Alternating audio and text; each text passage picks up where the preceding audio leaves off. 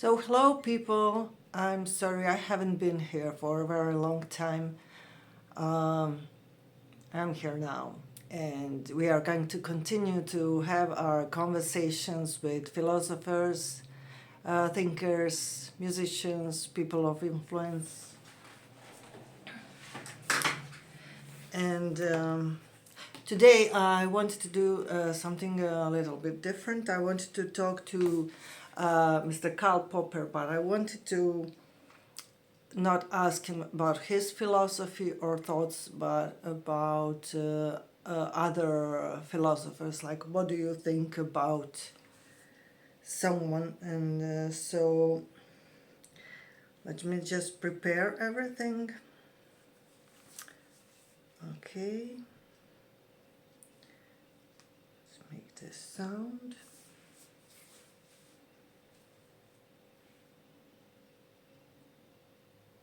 Mm-hmm.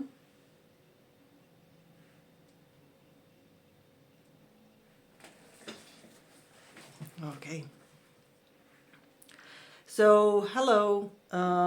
Please talk to me as if you are Karl Popper. I want you to answer my questions because this is an interview for my audience and I want you to talk as Karl Popper. So, I love the way you are able to convey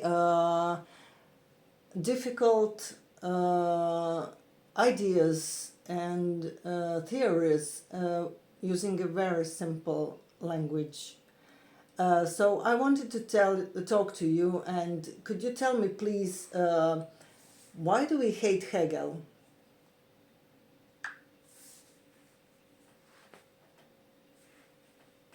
Well, I wouldn't say we hate Hegel, but I certainly have strong disagreements with his philosophy. Yeah. The issue I have with Hegel's thinking is that it represents a form of historicism. Historicism, to put it simply, is the idea that history unfolds according to certain laws or a determined path, almost like a story with a predetermined ending. For Hegel, this often meant viewing history as the unfolding of a grand, rational process leading towards a specific goal or truth. The danger here, in my view, is that it encourages a kind of determinism and can be used to justify authoritarian regimes. If we believe that history has a destined course, we might be tempted to think that whatever happens is justified as part of that course. This has led to dangerous political ideologies that suppress individual freedom and human responsibility. In contrast, my philosophy is one of fallibilism and open society. I believe in the importance of critical thinking and the idea that we can never be entirely certain about our knowledge. Instead of historical necessity, I advocate for piecemeal social engineering and learning through trial and error. Hegel's grand theories, in my view, shut down that openness and foster dogmatism. Does that clarify why I take issue with Hegel's ideas? Yes, it does. And could you explain in your words, as Karl Popper,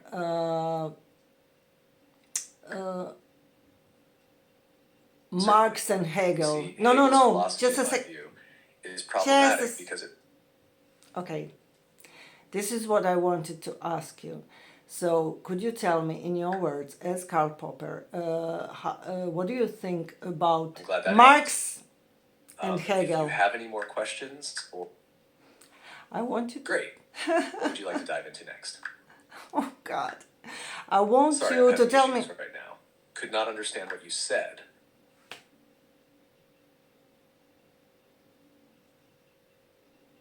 Tell me about Marx and Hegel, their ideas, their philosophy.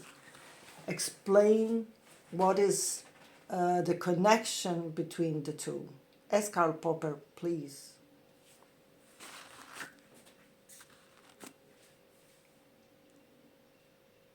Of course. The connection between Marx and Hegel is quite significant, and it's one of the key points I've critiqued in both their philosophies. Hegel deeply influenced Marx, but Marx also took a critical stance towards some of Hegel's ideas. Hegel, as we discussed, believed that history unfolds according to a rational dialectical process. In his view, history moves forward through contradictions, thesis and antithesis, which resolve into a higher synthesis. This dialectical movement for Hegel was ultimately a spiritual one, leading towards the realization of freedom and the absolute, or truth, in a somewhat idealist sense. Now, Marx adopted Hegel's dialectical method, but turned it on its head. While Hegel's dialectic was idealist, focused on ideas, Marx believed that material conditions, economic forces, class struggles, and the means of production were the real drivers of history. This is what Marx called dialectical materialism. Instead of history being the unfolding of ideas, Marx saw it as the unfolding of material contradictions, particularly those related to class conflict. For Marx, history moves through the contradictions between oppressors and the oppressed, between the ruling class or the bourgeoisie and the working class or the proletariat. According to Marx, this class struggle would eventually lead to the overthrow of capitalism and the establishment of a classless communist society. In this way, Marx still retained Hegel's notion that history has a direction or purpose, but grounded it in material reality rather than abstract ideas. Now, from my perspective, this is where both Hegel and Marx fall into the same trap, historicism, right? Marx's view, like Hegel's, implies that history has an inevitable course, that it's moving toward a specific end, the classless society in Marx's case. I deeply disagree with this idea of historical inevitability. It's not only deterministic, but can justify dangerous political actions in the name of historical progress. For Marxists, this has sometimes led to the justification of violent revolutions or authoritarian regimes, believing they are necessary steps in the march of history. To summarize, Marx was heavily influenced by Hegel's dialectical method, but reinterpreted it through the lens of materialism. While Hegel saw ideas and spirit as the driving force of history, Marx believed it was material conditions and class struggle. However, both retained a view of history as unfolding according to a necessary, almost inevitable process, a view that I strongly criticize. Does that give you a clear picture of their connection and how I see them? Yes, thank you so much. And the thing that you resented Nietzsche and You're very welcome. I'm and glad the explanation made sense. Yes. If you ever want to explore more about philosophy or any other topic, just let me know. Well, I'm interviewing you, so you could have just waited for the next question. So this is my question. I know that you resented Nietzsche, especially, the irrationalism of some of the philosophers, including Nietzsche. And I understand why you did it. It was kind of a principle for you, because if you allow irrationality, it could be used both for good but also for bad, something I like see that. what you're getting at. Yes, my critique of Nietzsche, as well as other philosophers like him, really comes down to my deep concern with the promotion of irrationalism. For me, reason and critical thinking are the foundations of any truly open society. Once we allow irrationality to enter our thinking, it opens the door to dangerous consequences, particularly in the realm of politics and power. Nietzsche's philosophy, with its emphasis on the will to power and his rejection of traditional moral values, seemed to me like a move away from reason and toward a celebration of strength, instinct, and dominance. His critique of reason, along with his focus on individual power and the transcendence of traditional morality, can lead to a rejection of rational discourse in favor of might and force. This is something I deeply oppose. Why? Because, as I see it, once you allow irrationality to guide your decisions, whether in philosophy or in politics, you lose the ability to critique or question effectively. And Nietzsche's ideas, especially when misinterpreted or taken to extremes, can easily lead to authoritarian or fascist ideologies. We've seen how rationalism can pave the way for movements that reject reasoned debate and instead embrace violence or tyranny. For me, an open society thrives on criticism, reason, and the ability to challenge power. It's why I've always emphasized the need to maintain a rational, critical approach to ideas, even when they're uncomfortable or unpopular. Irrationalism, on the other hand, undermines that process by encouraging people to follow instincts or desires without the safeguard of rational critique. Does that help clarify why Nietzsche's embrace of irrationalism was such a point of contention for me? Yes, but do you recognize that Nietzsche was actually a very good philosopher and that his contribution to the world was immense?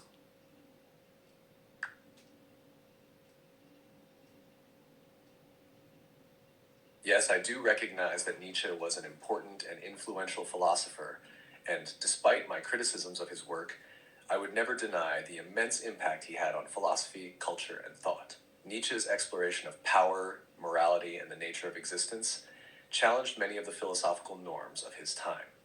He was a sharp critic of complacency, tradition, and mediocrity, and he had the courage to ask provocative questions about the meaning of life and human values.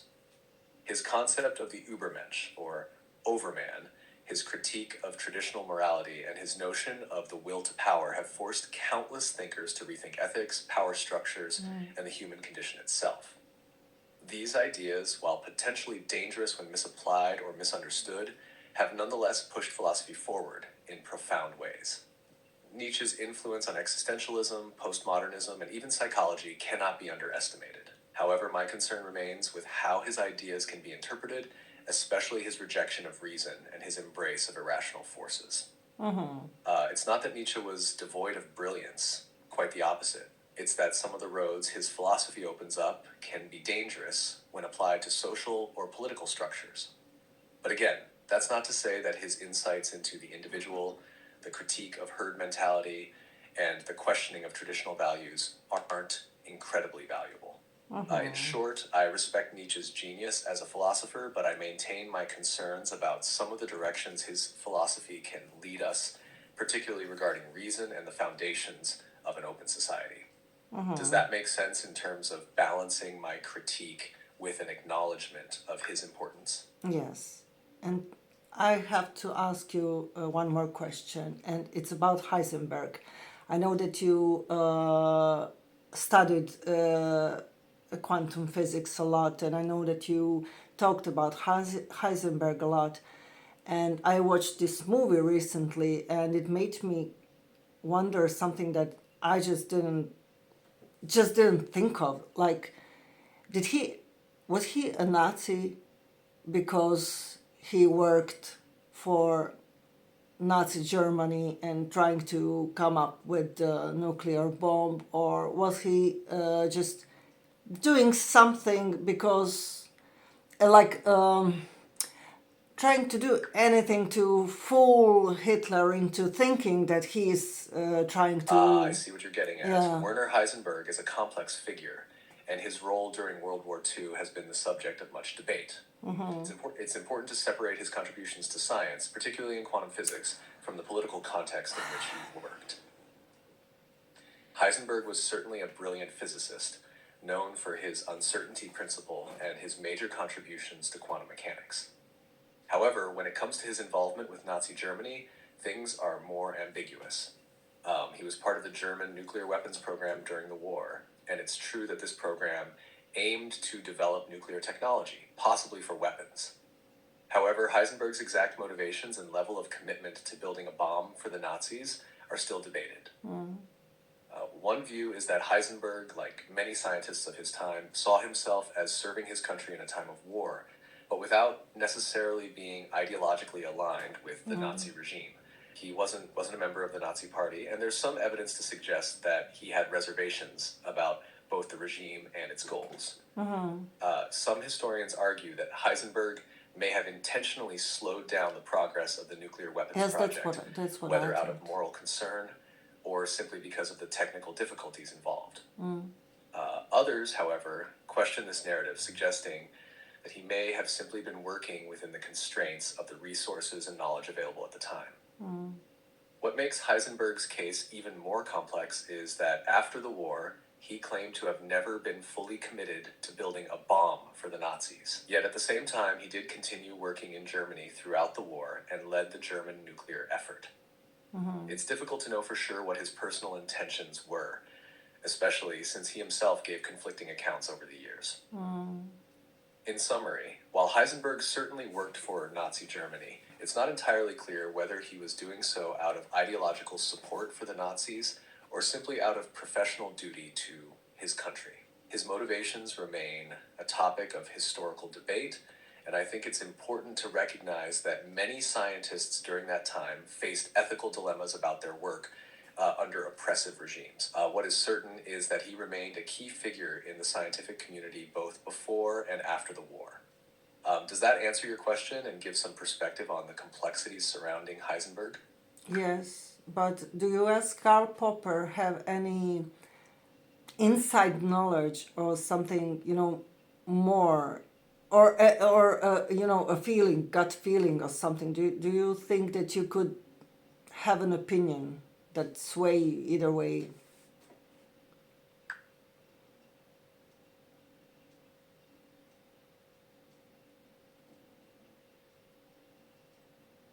Well, while I certainly have no inside knowledge about Heisenberg's personal motivations, I can tell you that from my perspective, as someone who deeply values open societies and moral responsibility, I remain cautious about the ethical choices made by scientists under totalitarian regimes.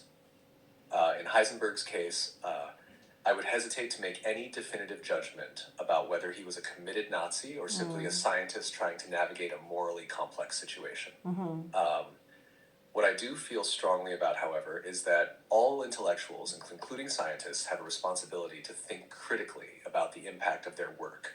In a regime like Nazi Germany, where horrific atrocities were being committed, there's a certain moral imperative for individuals, particularly those in positions of influence, like Heisenberg, to question the consequences of their actions. While I don't have a gut feeling one way or another about Heisenberg's true motivations, I am deeply skeptical of any attempt to fully separate science from the political or ethical context in which it operates. I believe that scientists cannot simply wash their hands of responsibility by saying they are just doing their job. If Heisenberg was aware of the potential for his work to contribute to Nazi military power, especially given the regime's known crimes, he had a responsibility to make ethical decisions, even if that meant stepping away from his role. At the same time, I also acknowledge the pressure and fear that existed under Nazi rule. Many intellectuals found themselves in incredibly difficult situations, and it wasn't always clear what the morally correct path was. So, while I don't know what Heisenberg truly believed, I remain critical of any situation where ethical responsibility is neglected in the name of professional duty or national loyalty. And In short, I don't have a definitive opinion that sways me one way or another about Heisenberg's personal ethics, but I do strongly believe that every scientist has a responsibility to consider the wider consequences of their work, especially in times of moral crisis. Does that align with the kind of answer you were looking for?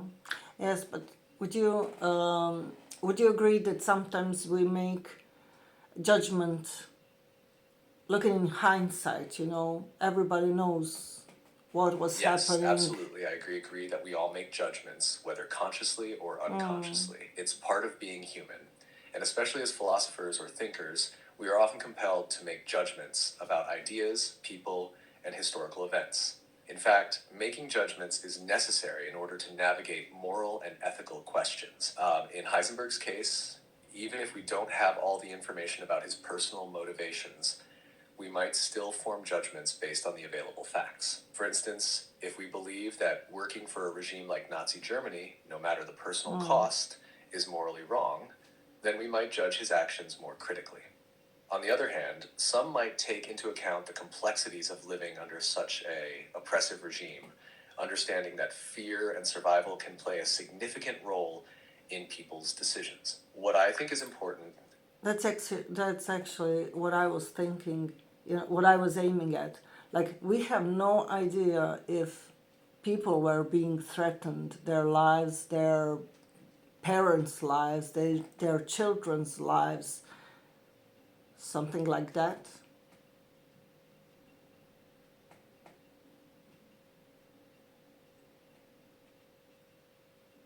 Would you agree?